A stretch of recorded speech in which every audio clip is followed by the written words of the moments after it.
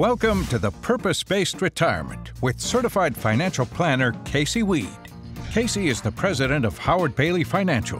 Whatever risk you face during your retirement years, we've got a plan. A published author and radio host. It's not how much we make during the good times, it's how much we keep during those really bad times. His advocacy for retirees and pre-retirees has made him a sought-after speaker and trusted financial leader. And putting a real plan together. This is the Purpose-Based Retirement. Good to see you. Thanks for tuning in. My name is Lee Kelso. I am here with Casey Weade, certified financial planner, also the president of Howard Bailey Financial. There was a recent survey that took a look at what we know about retirement in America, and there are 8 things most of us don't know. So that's where we're going to begin the program today. Then we're going to take a look at some financial rules. The rule of 100, maybe you've heard about that. What about the rule of 11? That one was new to me, so Casey will explain.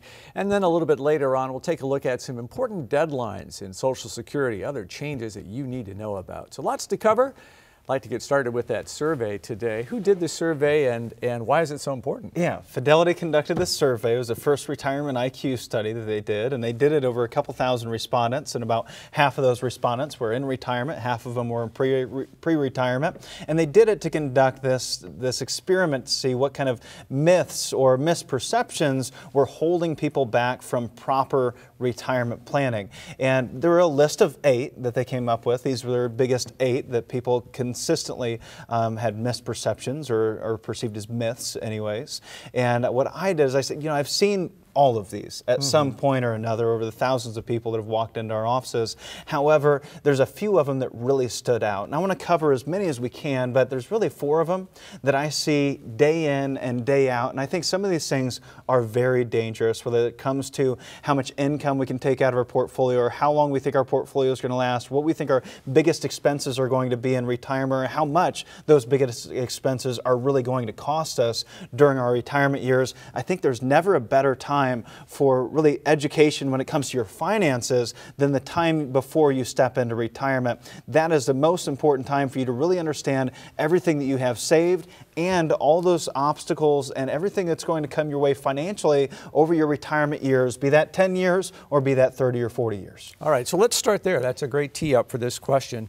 Given the current average life expectancy, if you want to retire at age 65, how long would you need your retirement savings to last? That's one of the questions. Well, I was really astounded by this. I mean, I often see in my office that there's folks that will come in and they'll say, well, I just don't know that I'm going to be here for the next 30 years. They might laugh at that, and they might be 65. I had a gal the other day that was 51, though. She's going to retire when she's 55, and she said, I may be retired just as long as I'm working, because she had a lot of longevity in her blood. She said, I could be really retired for half a century, right?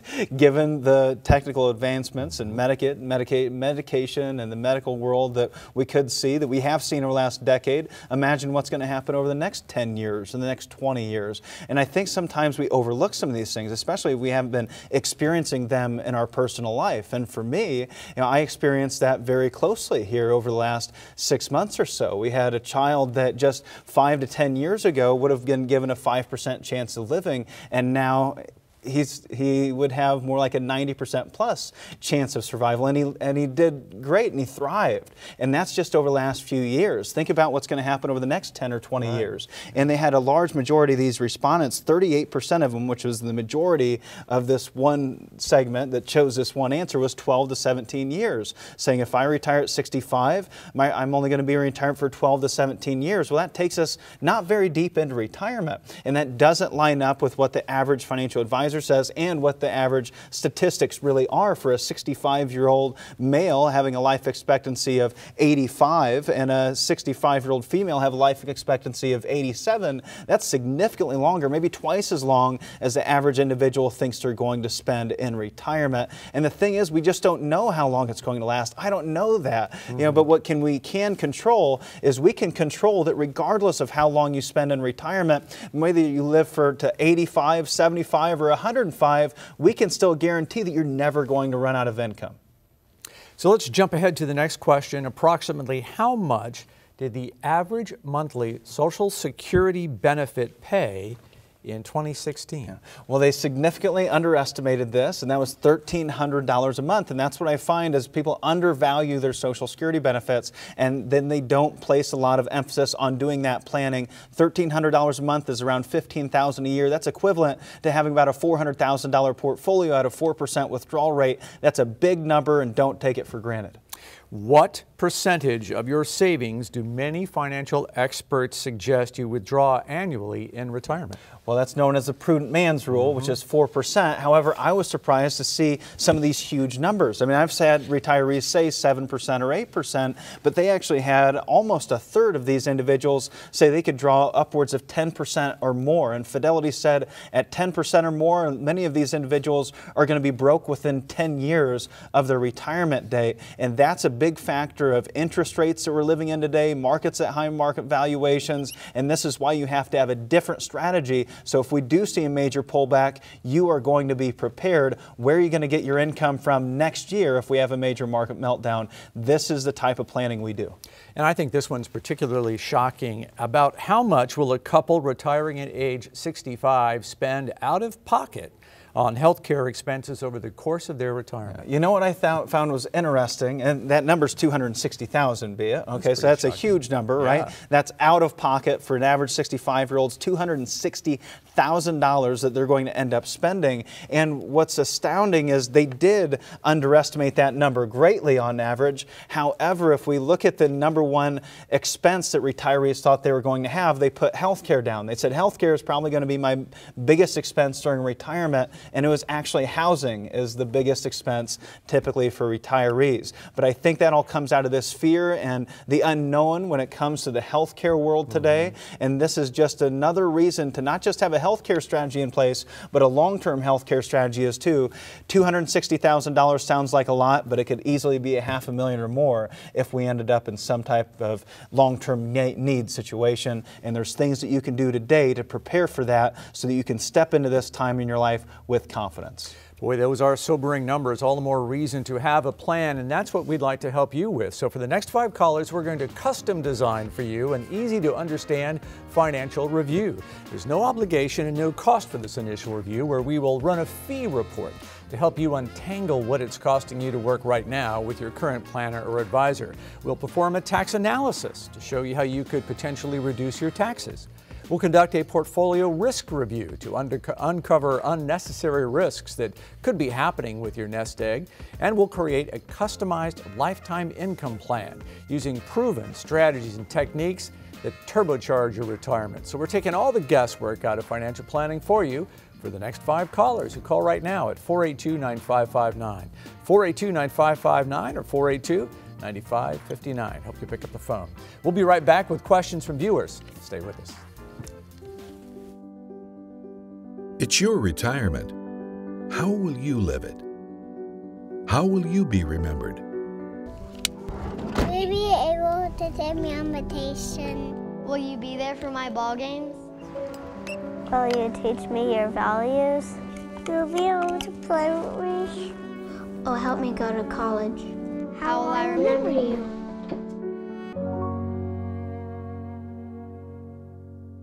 You need a plan for retirement to create the lifestyle you've always dreamed of. The first step is to tune into the Purpose-Based Retirement Radio Hour with your hosts, Casey Weade and Marshall Johnson, every Saturday morning at 11 and Sunday afternoon at 1 on 1190 WOWO and 107.5 FM.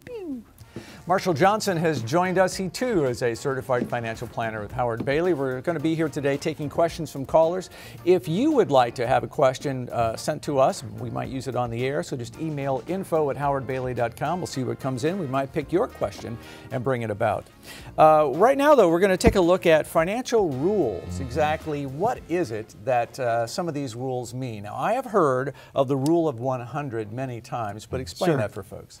Well, the rule of 100 is one that, you hear about that all the time, especially if you're listening in our radio show or watching the TV show here on Sundays at 10 a.m. This is an opportunity for you to get a better understanding of what these different rules are. Rule of 100. We take our age, put a percentage behind it. That's how much we should have in fixed instruments or protected instruments as we step into retirement. Take your age and subtract it from 100. That's how much risk you can take with your nest egg as you step into retirement. Now, the rule of 100, it's really what I would say is more of a guideline. Now, if you're doing your own financial planning or you're working with a broker that's not doing any financial planning or you're just buying investments, then you might want to think about using this rule because you don't have a true plan around why you have these assets allocated to protected investments or at-risk investments. And what I find all the time, I had a couple that came in for their first visit with us just the other day. We sat down, reviewed where they are at today. They wanted to know that they had 60% outside the market. They wanted 40% in the market, and they had 100% in the market at the time. And I said, well, first, why do we want 60% outside the market? And they couldn't answer that question. So what we did was we said, well, let's just draw some basic pictures. We said, well, this is how much we need for emergencies. This will take care of our basic living expenses. This is going to take care of health care. And if we take risk with the rest, after we've secured the things that we can't afford to lose, because that's the real rule of risk, right? We never risk more than we can afford to lose. After we did that, we ended up with a mix that was actually about 40% protected and 60% at risk. But it didn't line up exactly with the range because it's different for everyone. Maybe you don't need income and you can afford to put most of those assets at risk. Maybe you have a huge emergency fund. You know, everyone lives in a different economy and it takes something just slightly different. But it is a valuable guideline. Starting place, right? It's a starting point for some people, especially like you said, that's not working with a financial planner, a true CFP. Where do I want to go? Well, there's a lot of 35-year-olds that don't want 35% in bonds right now, right? There's a lot of people retiring at 55 that don't want to have 55% exposed. So you just have to use it as a starting point, Lee, and like a lot of these rules, they're not gospel, right? Sure. Rule of 72 is one I've heard before. You can use it to calculate how long before your money doubles. Right, the rule of 72 is 7.2% every 10 years that you're going to see your portfolio double, and it's often used by brokers to say, okay, the market average is 7% a year, so if you invest this much every 10 years, your money's going to double. You often hear that also for even retirees. Well, the market's average 7% a year, so every 10 years we're going to be perfectly fine even if we pull 7% a year, and that's where a lot of these overestimates of how much we can draw in our portfolio really get to be dangerous because over the last 15 years the market hasn't done 7.2%. But if you've got 100 years, sure, maybe that'll happen. Well, again, it's the focus on accumulation, this growth at all costs mentality. You know, I'm not so concerned about doubling my money every 10 years in retirement. I'm more concerned about protecting my nest egg those first 10 years of retirement, which are ultimately more important over the next 30 years. The return of my money over the return on my money. So say 7.2% every year in income for the rest of my life sounds a lot more exciting than 7.2% return on my money. I don't have to worry about those big bad years. Yeah. So the rule of 11 is familiar to anybody who plays bridge, but in the financial world, I don't know what you're talking about. Well, the rule of 11 means this. It says if you can't explain your financial plan to an 11-year-old, then either your plan's too complicated or maybe you just don't have a good enough understanding of that plan. The plans that we put together, we wanted to start with that. You know, when I first designed the purpose-based retirement and we wrote that book, I passed it off to my mom, I passed it off to my wife. My wife was in the medical field. My mom was an elementary school teacher. They had no financial background, and I wanted to make sure this made very simple sense to them and they knew exactly what we were trying to accomplish and what kind of plans we were putting together, and it did. You know, it said, well, we're going to set this much aside for liquidity, for emergencies. This is our guaranteed income, so I'm never going to run out of money. This is for inflation. This is set aside for health care so that I'm okay if we ever have any major health care needs. I think that's fairly simple to explain to even an 11-year-old, right? We can explain that, and that's what's so important versus saying, well, and maybe it could also be too simple, right? We've got this big portfolio of mutual funds. I invest and I'm trying to make 5% so that I can take my income. If I have an emergency, I've got the emergency fund. It's going to keep up with inflation, and it's going to take care of health care. And then the 11-year-old says, well, what if the market crashes? Or what if you have a major health care problem? Yeah, I like it. I mean, we see so many people that just come in and go, just tell me what I got. I don't know what this account is or this account. I've been sold this annuity. You know, it makes sense to kind of step back and say it needs to be a simple plan, but the details behind the scenes can get a bit more complicated, but that's the point, right? Big picture is simple. What's the rule of 5? Well, the rule of 5 says that on average every 5 years that we go through a bear market. Now, we haven't seen this happen for quite some time now. You also might look at the last 30 years and go, well, the last major recession or major pullback was 2008. Prior to that was 2001. Prior to that was 1994, then 1987, 1981. And we see this consistent major corrections, these consistent major corrections in the market. And that tells us what? Hopefully it tells you that now may not be the best time to be all in, and it might be a great time to start sitting back and putting together a real financial plan that you could explain to an 11-year-old. All right, so we're going to give you step one in that process right now. For the next 5 callers, we're going to design for you a custom, easy to understand financial review. There's no obligation and there's no cost involved in this initial review, in which we will run a fee report to help you untangle exactly what you're paying, what it's costing you to work with your current planner or advisor, performing a tax analysis to show you how you could potentially reduce your taxes, conducting a portfolio risk review, spotting unnecessary risks you may be taking with your nest egg, and create a customized lifetime income plan using proven strategies and techniques. Our goal is to turbocharge your retirement. So we're going to take the guesswork out of financial planning for you. So for the next 5 callers, call right now at 482-9559. A comprehensive financial review at no obligation. 482-9559 is the number to call. All right, here's our question of the day. What makes up the largest portion of income for retirees today in America? Is it Social Security, continued unemployment, investment income, or more? We'll have the answer when we come back. When you have confidence in your retirement future, you can live the life you've always imagined.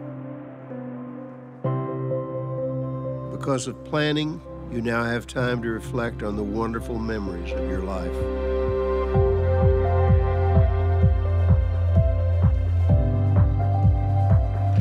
You and your spouse finally have the luxury of leisure time together.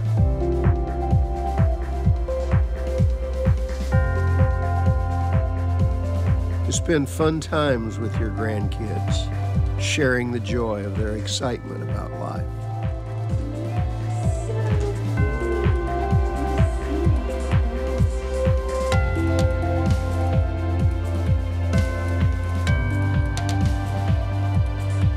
Smiling at the thought of quality time with your children and of picking up the check.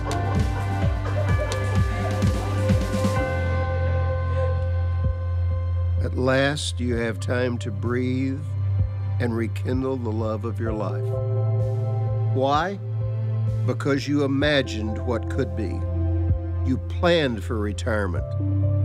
So today, you own your future.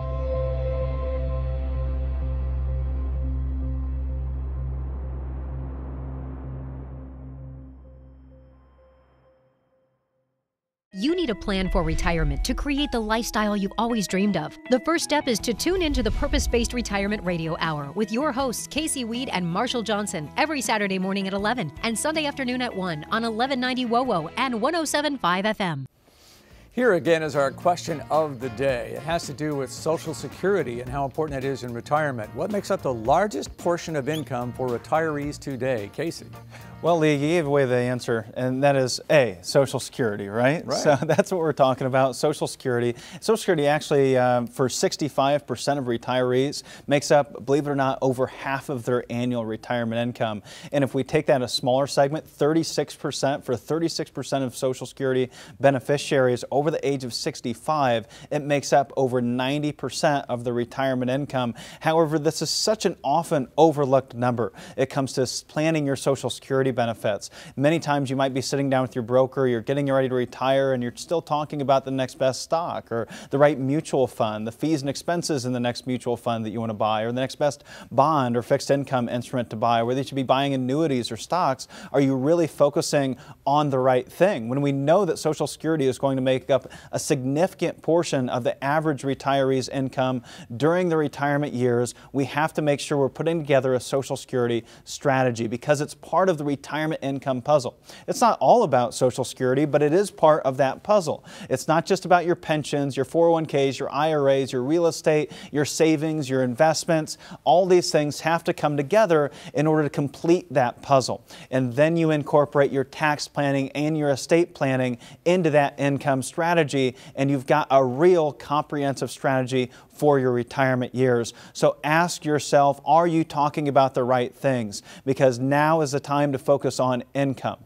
And part of that big income is what? It's Social Security, like we explained, and Social Security started back during FDR's administration in 1935. And then in 1937, we had the first Social Security benefit paid out in a lump sum to Mr. Eckerman, and that was paid out in 1937, and he retired the day after the first payments began, and he received 17 cents. Then we've got old Ida that retired in 1940, and she was the first one to receive a monthly Social Security check. She received it from the age of 65 all the way to age 100. And now many of you might be complaining about not receiving much of a cost of living adjustment in your Social Security benefits over the last several years because they haven't been all that spectacular. However, we're lucky we even have them, considering they weren't even implemented until 1950. Prior to 1950, you would not have received a cost of living adjustment.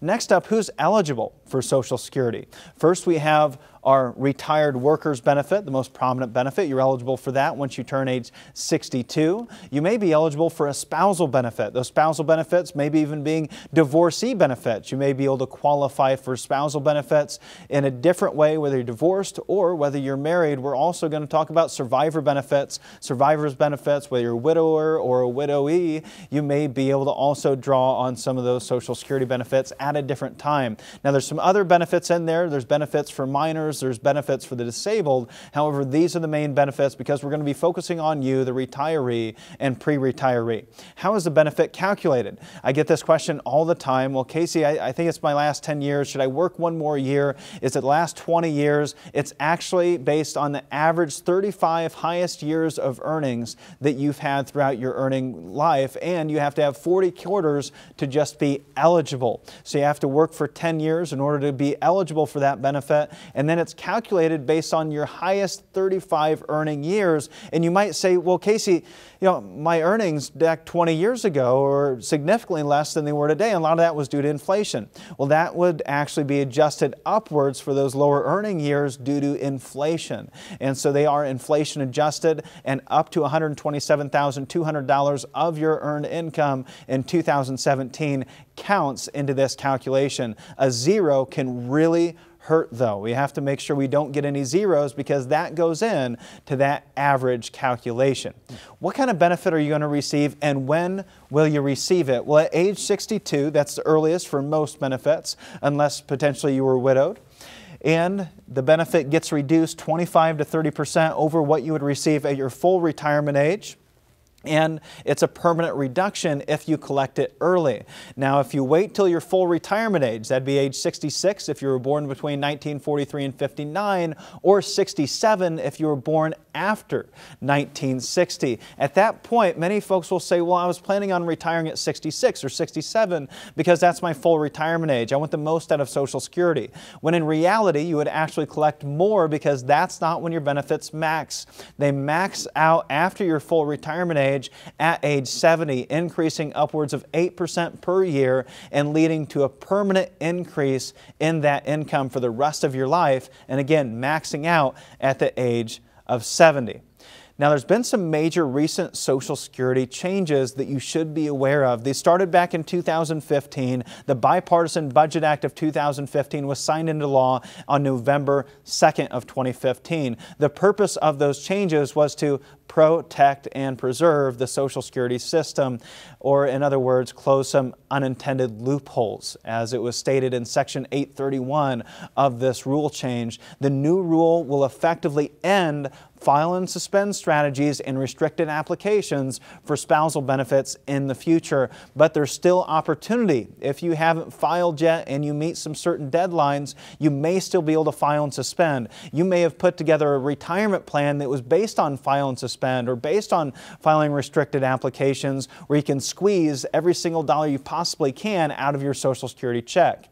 Here are some of these new rules. So the new rules effectively eliminated both these strategies, one being being file and suspend. An individual will no longer be able to receive benefits while their record is suspended. They can't receive benefits based on a suspended record, and there's no more retroactive lump sums that can be paid out. So the biggest part here is that we can no longer have one spouse, let's say spouse A, that files for their Social Security benefits, and then that allows their spouse to file a spousal benefit. Then spouse A suspends their benefits so that spouse B can continue to collect a spousal benefit. Those kinds of things are no longer going to be allowed. And it was a way that we could structure an income plan and create significant more dollars in your pocket. Then there are also restricted benefits. That means a deemed filing rule extends to age 70. So now when you file at age 67 or age 68, now you are considered to file for either the highest of your two benefits, your spousal benefit or your primary insurance amount, your full retirement benefit, your maximum benefit. And we can't pick and choose which benefit we're going to use. However, here's the most important thing. If you only catch one thing from the show this evening or this afternoon, it's one, file and suspend. If you reach your full retirement age after April 29th of 2016, then you may still be able to file and suspend. If you were born prior to 1954, you can still use restricted benefits. And so there are some ways that you can get even more out of Social Security if you sit down and put together a comprehensive plan that evaluates all of those different benefits. And we do that with very sophisticated software that you can see in black and white exactly when it's best for you to take your Social Security benefit. It is such a complex formula. What did you tell me? There are over 72 different methods? Yeah, Social Security, a study done by Fidelity said there's over 75 different ways to file, and there's many more ways than that to file that can be even more complex if we really dig into some of these very difficult to understand situations. And that's why it's important to sit down with someone who's actually went through formal Social Security education, and that's where my Retirement Income Certified Professional designation comes from. So how soon should I start looking into all of this? If I'm 10 years out from retirement, should I start then? I think we start planning for our retirement well before we get to Social Security age and we're getting ready to file. However, doing that Social Security planning, the rules are changing. It seems like at a fairly rapid pace. And so starting to do that Social Security planning, I wouldn't do any further out than 10 years. But within 10 years, typically any types of major law changes have been sunsetted for individuals that are beyond 10 years out from Social Security, or closer to 10 years, I should say. So that's when I would say start doing your Social Security planning within 10 years of your actual filing date, and start doing your retirement planning well before that. And if you haven't yet, create a login to the Social Security system and make sure that your income has been accurately reported for all these years. SSA.gov. Yeah, yes. Absolutely. All right, so we have an offer that we want to make sure you are aware of for the next 5 callers. We're going to custom design for you a very easy to understand financial review. There's no cost, no obligation for this review. We will run a fee report. And this is important because it helps you sort of untangle and figure out what is it costing you to work with your current planner or advisor. We'll perform a tax analysis to show you how you could potentially reduce your tax burden. We'll conduct a portfolio risk review, uncovering unnecessary risks that could be happening with your nest egg and you may not even know about it. And we'll create a customized lifetime income plan using proven strategies, proven techniques. All of this could turbocharge the retirement that I know you're looking forward to. We're hoping to take the guesswork out of financial planning for you. So for the next 5 callers who phone right now, the number is 482-9559. We're offering a comprehensive review of your financial situation with no obligation. The number is 482-9559. Call right now. We'll see you next time.